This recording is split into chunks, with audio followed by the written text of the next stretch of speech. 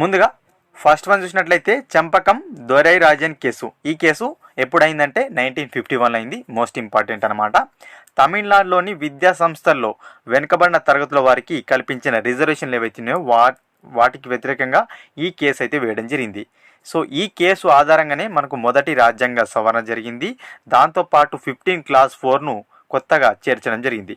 So ఇది ఏంటంటే 15 class 4 ఏంటంటే మనకు సామాజికంగా విద్యాపరంగా వెనుకబడిన వర్గాల అభివృద్ధి కోసం ప్రత్యేక సౌకర్యాలు మినహాయింపులు ఇవ్వవచ్చును తెలుపుతుందన్నమాట ఇది. ఓకేనా, చాలా చాలా ఇంపార్టెంట్. చంపకం దొరై రాజన్ కేసు అనేది మొదటి రాజ్యాంగ సవరణ జరిగింది 51లో అయింది. ఓకేనా. Shankari Prasad case second one చూసినట్టయితే శంకరీ ప్రసాద్ కేసు 1952లో ఈ కేసు అయితే అయిందనమాట. మొదటి రాజ్యాంగ సవరణ చట్టంలోని అంశాలను ప్రశ్నించారు. రిజర్వేషన్లు కల్పించడం ప్రాథమిక హక్కులకు విరుద్ధమని కేసు వేయడం జరిగింది. పార్లమెంటుకు ఏ అంశాన్నైనా సవరించే అధికారం ఉన్నదని ఈ కేసులోనే తీర్పు వచ్చింది. చాలా చాలా ఇంపార్టెంట్. మనకు శంకరీ ప్రసాద్ కేసులోనే పార్లమెంటుకు ఏ అంశాన్నైనా సవరించే అధికారం ఉన్నదని సుప్రీంకోర్టు ఈ కేసులో తేల్చి చెప్పింది. ఓకేనా, శంకరీ ప్రసాద్ కేసులో.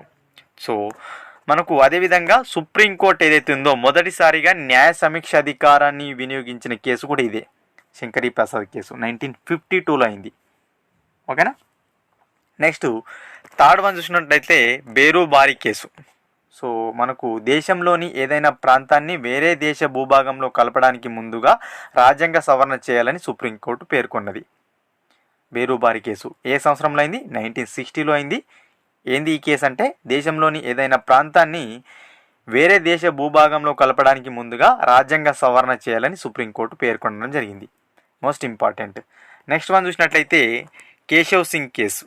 ఓకేనా, ఈ కేసు ఏంటంటే కేశవ్ సింగ్ అనే జర్నలిస్టు శాసన వ్యవస్థకు వ్యతిరేకంగా వ్యాఖ్యలు చేయడంతో అతనికి జైలు శిక్ష విధించారు. ఈ కేసులో కోర్టు తీర్పునిస్తూ నిబంధన ఏదైతుందో ఆర్టికల్ 21కి విరుద్ధంగా వ్యవహరించరాదని వ్యాఖ్యానించింది.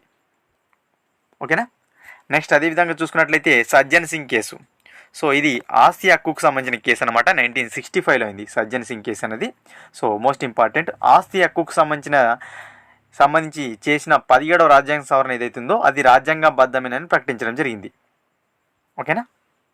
నెక్స్ట్ గోలక్నాథ్ వర్సెస్ పంజాబ్ ప్రభుత్వం కేసు 1967లో అయితే ఈ కేసు అయింది. ఓకేనా. సో ఇందులో చూసుకున్నట్లయితే మనకు ప్రాథమిక హక్కులకు సవరించే అధికారం పార్లమెంటుకు లేదని ఈ కేసులో సుప్రీంకోర్టు తీర్పు చెప్పింది. ఓకేనా, ప్రాథమిక హక్కులు ఏవైతే ఉంటాయో వాటిని సవరించే అధికారం పార్లమెంటుకు లేదని చెప్పింది. Most important.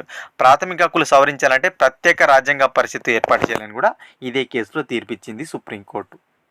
నెక్స్ట్ ఇక చూసుకున్నట్లయితే కేశవానంద భారతి కేసు 1973 ఇటీవల 50 సంవత్సరాలు పూర్తి చేసుకుంది. Most important.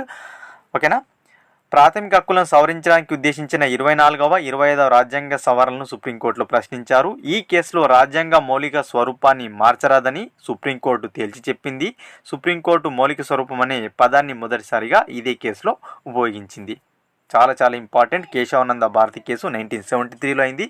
ఇటీవల 50 సంవత్సరాలు పూర్తి చేసుకుంది. ఓకేనా. రాజ్యాంగ మౌలిక స్వరూపాన్ని మార్చరాదని సుప్రీంకోర్టు అయితే మనకు తీర్పు ఇవ్వడం జరిగింది. నెక్స్ట్ వన్ చూసినట్లయితే Maneka Gandhi versus union of India అనమాట. 1978లో ఈ కేసు అయితే అయిందనమాట.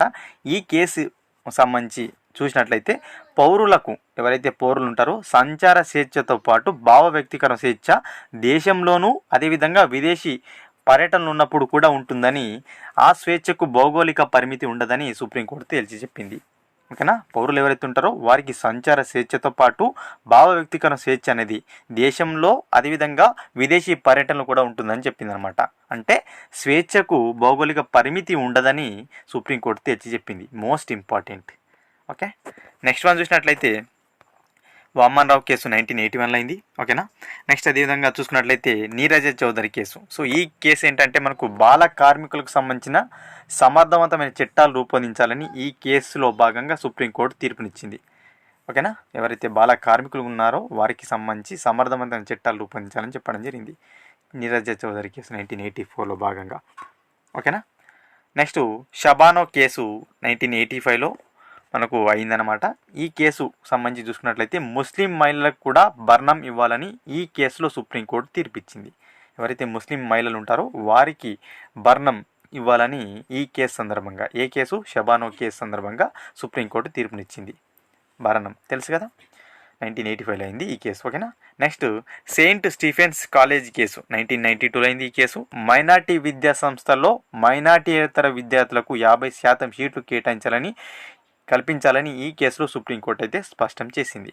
ఓకేనా. సెయింట్ స్టీఫెన్స్ కాలేజ్ కేసు ఎప్పుడైంది, 1992లో అయింది. ఏంటి ఈ కేసు అంటే మైనార్టీ విద్యా సంస్థల్లో ఏవైతే మైనార్టీ విద్యా సంస్థలు ఉన్నాయో ఇక్కడ మైనార్టీయేతర విద్యార్థులకు గాను 50% సీట్లని కేటాయించాలని చెప్పింది అనమాట. నెక్స్ట్ చూసుకున్నట్లయితే Indira Sawhney case. So most important OBC రిజర్వేషన్కి సంబంధించిన కేసు అనమాట.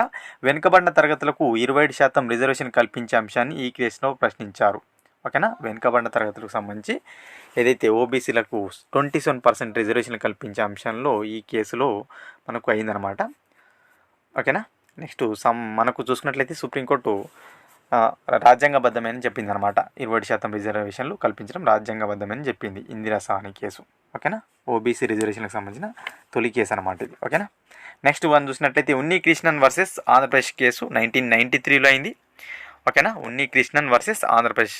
సో ఇందులో ఏం చెప్పారంటే ప్రాథమిక హక్కులలో విద్యా హక్కు లేకపోతే జీవించే హక్కుకు వ్యక్తి గౌరవానికి అర్థం లేదని ప్రాథమిక విద్యను ప్రాథమిక హక్కుగా గుర్తించాలని సుప్రీంకోర్టు తీర్పిచ్చింది. మోస్ట్ ఇంపార్టెంట్ ఉన్ని కృష్ణన్ వర్సెస్ ఆంధ్రప్రదేశ్ అనమాట. ఏం చెప్పింది ఇది, ప్రాథమిక విద్యను ప్రాథమిక హక్కుగా గుర్తించాలని సుప్రీంకోర్టు తేల్చి చెప్పింది ఈ కేసు సందర్భంగా. నెక్స్ట్ వన్ చూసినట్లయితే సర్లా ముద్గల్ కేసు 1995లో అయింది. ఓకేనా. ఒక వ్యక్తి హిందూ వివాహ చట్టం ప్రకారం పెళ్లి చేసుకున్న తర్వాత మరో వివాహం కోసం మత మార్పిడి చేసుకోవడం చట్ట విరుద్ధమని ఈ కేసులో చెప్పింది. ఓకేనా. ఒక వ్యక్తి హిందూ వివాహ చట్టం ఏదైతే ఉందో దాని ప్రకారం పెళ్లి చేసుకుంటాడు కదా, ఆ తర్వాత మరో వివాహం కోసం మత మార్పిడి చేసుకోవడం అనేది చట్ట విరుద్ధం అనమాట. సుప్రీంకోర్టు తేల్చి చెప్పింది. Next SR Bommai case. ఈ కేసు కూడా ఫేమస్ 1995. సమైక్య వ్యవస్థ అనేది భారత రాజ్యాంగ మౌలిక స్వరూపమని రాష్ట్ర ప్రభుత్వాన్ని రద్దు చేసే ముందు అసెంబ్లీలో బల నిరూపణకు అవకాశం కల్పించాలని సుప్రీంకోర్టు ప్రకటించింది. ఓకేనా. సమైక్య వ్యవస్థ ఏదైతుందో ఇది భారత రాజ్యాంగ మౌలిక స్వరూపం అని చెప్పడం జరిగిందనమాట. నెక్స్ట్ చంద్రకుమార్ కేసు 1997లో అయింది. న్యాయ సమీక్ష అనేది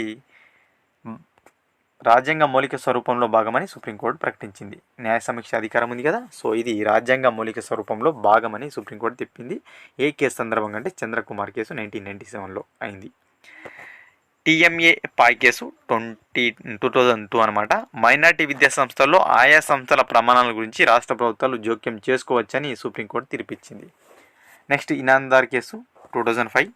ప్రైవేట్ రంగ సంస్థల్లో ఎస్సీ ఎస్టీలకు రిజర్వేషన్లు కల్పించడం చట్ట విరుద్ధమని సుప్రీంకోర్టు ప్రకటించింది. ఓకేనా. ప్రైవేటు రంగ సంస్థల్లో ఎస్సీ ఎస్టీలకు రిజర్వేషన్ కల్పించడం అనేది చట్ట విరుద్ధమని సుప్రీంకోర్టు తెలిపింది. దీనికోసం 93 రాజ్యాంగ సవరణ చేయడం జరిగింది. Next IR Coelho case. ఇది మనకు 2006లో అయింది. 9వ షెడ్యూల్కు న్యాయ సమీక్ష వర్తిస్తుందని సుప్రీంకోర్టు తెలిపింది. ఓకేనా. 9వ షెడ్యూల్ ఏదైతుందో ఆ షెడ్యూల్కు న్యాయ సమీక్ష వర్తిస్తుందని సుప్రీంకోర్టు తెలిపింది. IR Coelho case. Next Ashok Kumar Thakur case 2007. 93వ రాజ్యాంగ సవరణ ప్రకారం ఎస్సీ ఎస్టీ ఓబీసీలకు సెంట్రల్ యూనివర్సిటీ ప్రైవేట్ విద్యా సంస్థల్లో రిజర్వేషన్లు 50% పరిమితం చేస్తూ సుప్రీంకోర్టు తీర్పిచ్చింది. సో మనకు 50% రిజర్వేషన్ సీల్ ఉంది కదా, ఈ కేసు సందర్భంగా తెలిపిందనమాట. ఓకేనా ఫ్రెండ్స్, ఇవి మనకు ముఖ్యమైన కేసులు. ఇంకా చాలా ఉన్నాయి, కొన్ని ఇంపార్టెంట్ కేసులు మాత్రమే మీ ముందుకు తీసుకొచ్చే ప్రయత్నం అయితే నేను చేశాను. ఓకేనా. వీడియో కనుక నచ్చినట్లయితే లైక్ చేసి షేర్ చేయండి. మరొక ఇంపార్టెంట్ వీడియోతో మీ ముందు ఉంటాను ఫ్రెండ్స్.